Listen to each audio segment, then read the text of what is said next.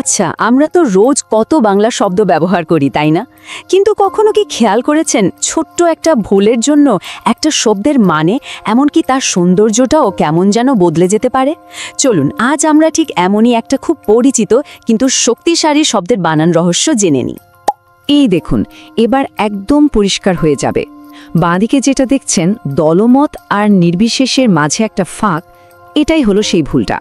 আর ডানদিকে দেখুন দুটোর সঠিক নিয়ম দেওয়া আছে।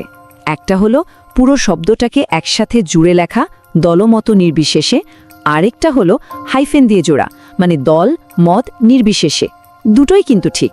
এখন আসল কথায় আসি, মানে শব্দটার অর্থে।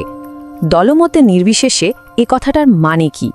মানে হলো কোনো একটা বিশেষ দল বা মতের দিকে না ঝুঁকে সবার কথা ভাবা, একদম নিরপেক্ষ থাকা। এই যে ছবিতে দেখছেন না, কত ভিন্ন ভিন্ন মতের মানুষ, কিন্তু সবাই একসাথে।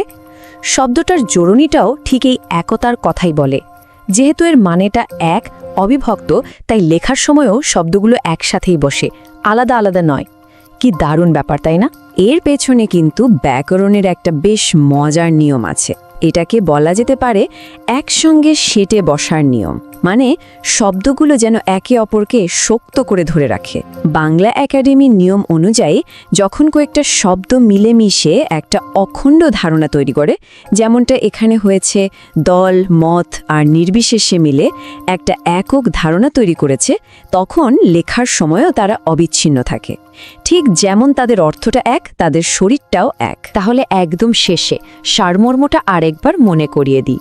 মনে রাখতে হবে সঠিক রূপ দুটো, হয় আমরা হাইফেন দিয়ে জুড়ব দল মত নির্বিশেষে, অথবা একদম একসঙ্গে মিলিয়ে লিখব দলমত নির্বিশেষে। আশা করি এরপর থেকে আমাদের আর এই ভুলটা হবে না, একদমই না।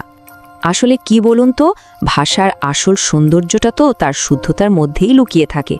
এই ছোট্ট একটা নিয়ম, এটা মনে রাখলে কিন্তু আমাদের লেখা আরও কত সুন্দর আর নির্ভুল হয়ে উঠবে। চলুন না আমরা সবাই মিলে ভালোবেসে আমাদের এই মিষ্টি বাংলা ভাষার সঠিক চর্চা করি। বাংলা ভাষা, সাহিত্য ও ব্যাকরণ সহ বাঙালিয়ানার নানা গল্প জানতে বাংলা সম্ভারকে লাইক, শেয়ার, ফলো এবং সাবস্ক্রাইব করতে ভুলবেন না।